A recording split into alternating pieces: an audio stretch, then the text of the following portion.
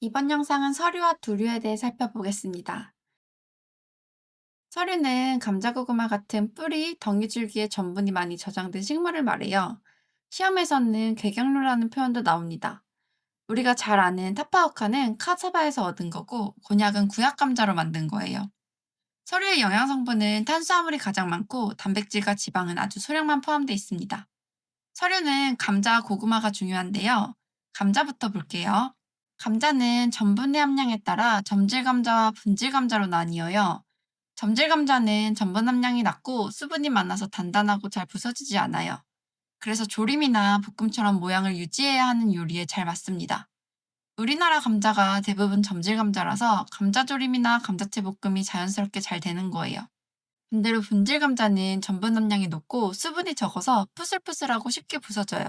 서양에서는 메시드 포테이토나 감자튀김이 발달한 이유가 바로 분질 감자를 많이 재배하기 때문이에요. 시험에서 메시드 포테이토는 무슨 감자를 사용하는지 물어보는데 정답은 분질 감자입니다.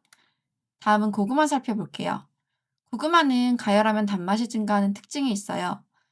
고구마 속에는 베타아밀라제가 들어있기 때문이에요. 이 효소가 전분을 분해하면서 단맛이 생성됩니다. 특히 이 효소는 60에서 70도에서 가장 활발하게 작용하고요. 그래서 고구마를 구울 때 처음부터 너무 높은 온도로 확 구워버리면 효소가 빠르게 파괴돼서 단맛이 제대로 안 나올 수가 있습니다.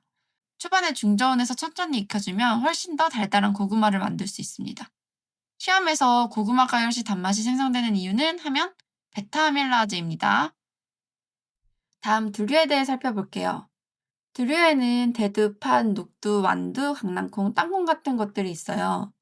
먼저 영양 성분을 보면 대두는 단백질의 함량이 높고 팥, 녹두, 완두와 강낭콩은 탄수화물 비율이 높아요.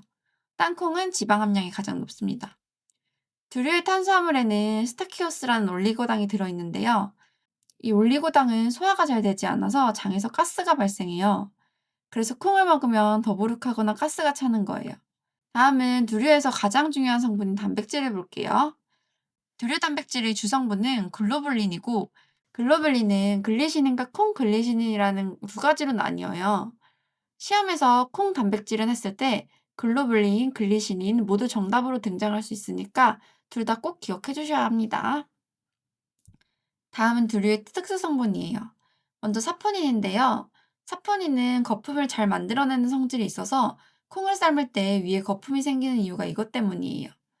또 사포닌은 적혈구를 파괴하는 용혈작용이 있기 때문에 가열을 통해 반드시 불활성화시켜야 합니다. 또 하나는 안티트립신이에요. 우리 몸에는 단백질을 소화시키는 효소인 트립신이 존재하는데 안티트립신은 이 트립신을 방해해서 소화를 어렵게 만들어요. 하지만 사포닌과 마찬가지로 안티트립신도 가열하면 파괴가 돼서 두류는 반드시 익혀 먹어야 합니다. 두류 중에는 발화시키면 새싹으로 이용하는 것들도 있어요. 바로 대두와 녹두인데요. 대두를 발화시키면 콩나물이 되고 녹두를 발화시키면 숙주나물이 됩니다. 시험에서 녹두의 싹은 하고 잘 나옵니다. 그리고 콩나물을 삶을 때는 반드시 뚜껑을 닫고 삶아야 비린내가 나지 않아요. 콩나물 속에는 지방 성분이 조금 들어있는데 이 지방이 산소와 만나면 산화되면서 비린내가 잘 생깁니다. 시험에서 콩나물 삶을 때 뚜껑을 닫고 삶는 이유는 하면 산수 차단입니다. 이제 두류의 조리에 대해 살펴보겠습니다. 두류는 조직이 단단해서 그냥 삶으면 잘 안 익고 시간이 오래 걸려요.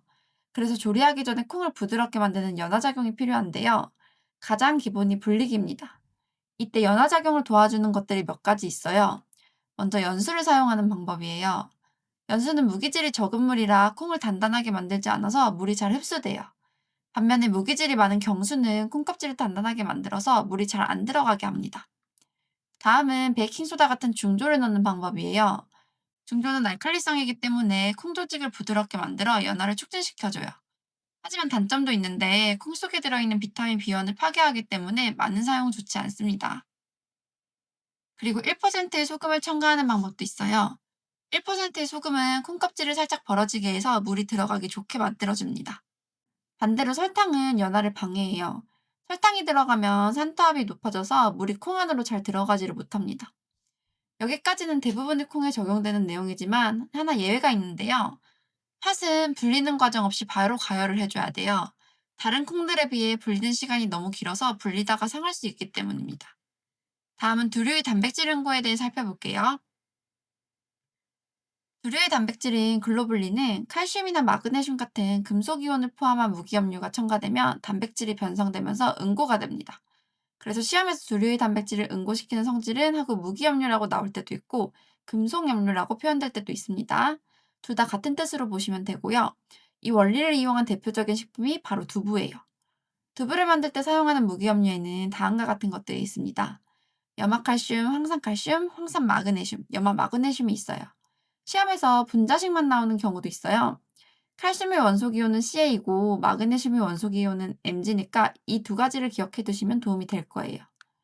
그리고 두부를 이용한 요리 중에 두부젓국찌개가 있는데 두부와 새우젓을 같이 넣고 끓이는 찌개예요. 새우젓에도 칼슘, 마그네슘 같은 무기염류가 들어있어요. 이 무기염류가 두부의 단백질을 더 부드럽게 연화시키는 효과가 있습니다. 두부를 만드는 과정에서는 단백질을 응고시켜서 굳히는 역할을 하지만 이미 만들어진 두부에 무기염류가 들어가면 조직을 더 촉촉하고 부드럽게 만들어줘요.